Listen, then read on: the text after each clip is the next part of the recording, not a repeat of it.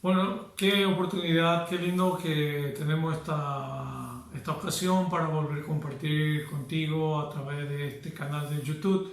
Es un privilegio para mí, una vez más, estar abordando un tema muy importante hoy en día en la actualidad, que tiene que ver con la prevención de droga, del consumo de droga en la sociedad y específicamente en la juventud y la adolescencia. Así que unos minutos vamos a estar compartiendo este tema muy interesante a partir de este momento. Bueno, el tema de hoy que quiero abordar, como les dije, es la prevención del consumo de drogas, específicamente dentro de lo que es la adolescencia y la juventud. Cuando nos referimos a las drogas, el consumo en sí, entendemos que la droga es toda sustancia que introducida en el organismo puede producir, o sea, se puede dar a través de varias vías de administración, produce una alteración de algún modo del natural funcionamiento del sistema nervioso central del individuo, y esto produce una dependencia, ya sea psicológica, física o ambas maneras.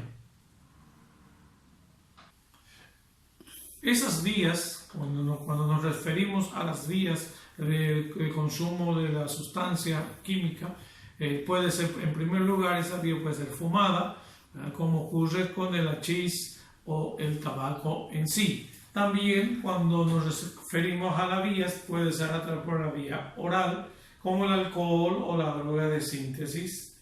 Otra vía es la aspirada, como la cocaína o el speed, y también la inhalada, como los pegamentos, y por último puede ser a través de inyectadas, como ocasiones la heroína y otros. Dijimos que la droga lo que daña es el sistema nervioso central, afecta, ¿verdad? Y a partir de ahí el individuo comienza a ser dependiente y daña muchas acciones, la parte cognitiva, la parte física, la parte afectiva, emocional, y produce bastante daño dentro de lo que es el sistema nervioso central.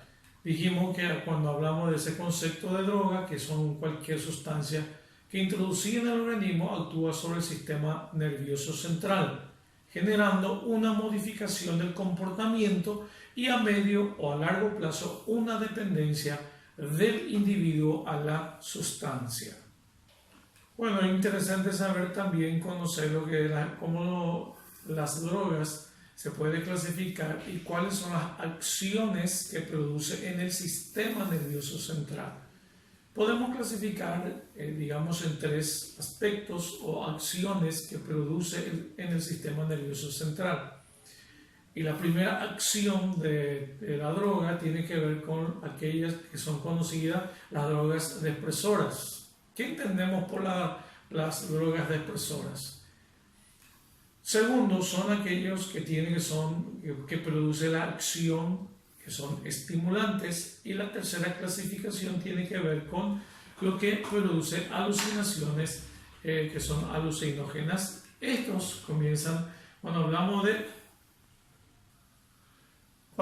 de depresor. Es una sustancia química que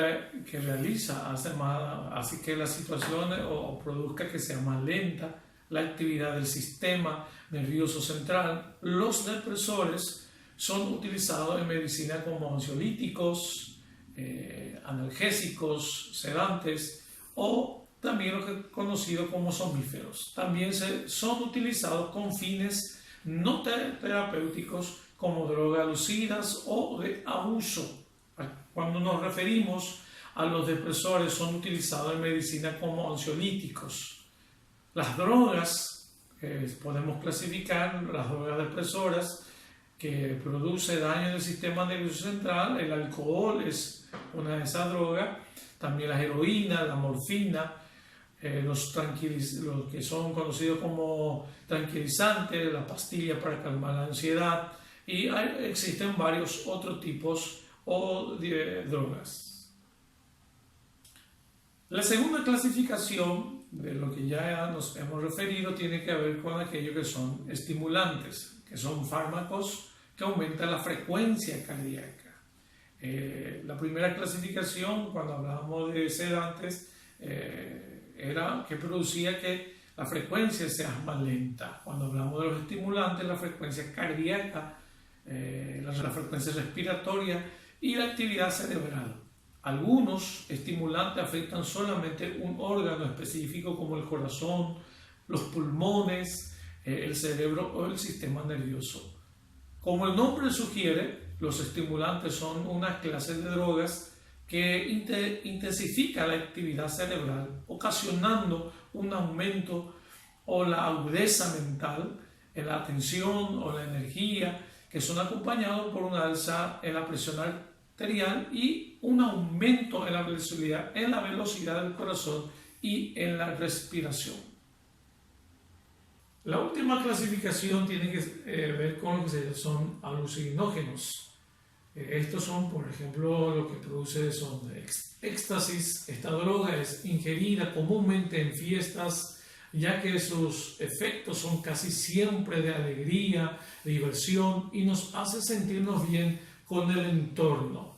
Otro tipo de esta droga puede ser lo que es conocida como ketamina, LSD, PCP o polvo de ángel, o por último también la droga conocida como hongos alucinógenos. Las drogas que produce, que son la acción del sistema nervioso central, que son depresores, dijimos que son, ¿qué cosa? Primero, son las drogas conocidas como opiáceos, que son opio, morfina, también lo que es conocido como codeína, heroína y por último lo que son metadona. También la droga depresora es el alcohol también aquellos que son conocidos como tranquilizantes o barbitúricos y por último lo que son inhalables. Es muy interesante entender que dentro de lo que la clasificación de inhalables aparecen varios tipos de drogas tales como pegamento, también tiene que ver con éter y lo que es la losina. También aquellos que son las clasificaciones estimulantes del sistema nervioso central. Para terminar, quiero compartir un poco lo que son cómo los adolescentes y jóvenes, cómo puede caer a lo que es la dependencia de esta sustancia. ¿Por qué? ¿Cuál es la razón? Porque muchas veces los padres se preguntan y dicen, ¿por qué un hijo? ¿Por qué mi hija? ¿Por qué consume las drogas? Y existen varios factores que influyen en el consumo. El primer factor tiene que ver con las influencias ambientales. Hoy en día, cuando nos referimos a las influencias ambientales, el precio y la disponibilidad de estas drogas es muy relevante. También hay que tener en cuenta las drogas en cine, en TV. Hoy en día fácilmente se relaciona y las personas, los adolescentes, ve una película y cree que todo es fácil y tan aplicable.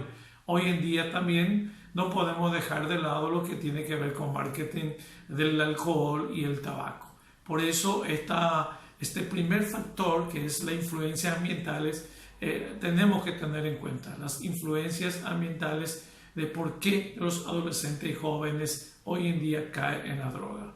El segundo factor tiene que ver con las influencias sociales. La presión de los amigos, también tiene que ver los programas, la situación personal. Las personas hoy en día, generalmente el adolescente, el chico que no tiene una identidad propia, lo que pasa es que la comunidad donde asiste, la comunidad donde interactúa, le presiona, entonces eso hace que el adolescente o el joven pueda ceder a esa tentación. Y el tercer factor, tenemos que tener en cuenta los factores individuales. La personalidad del individuo es muy importante. También la actitud y la creencia.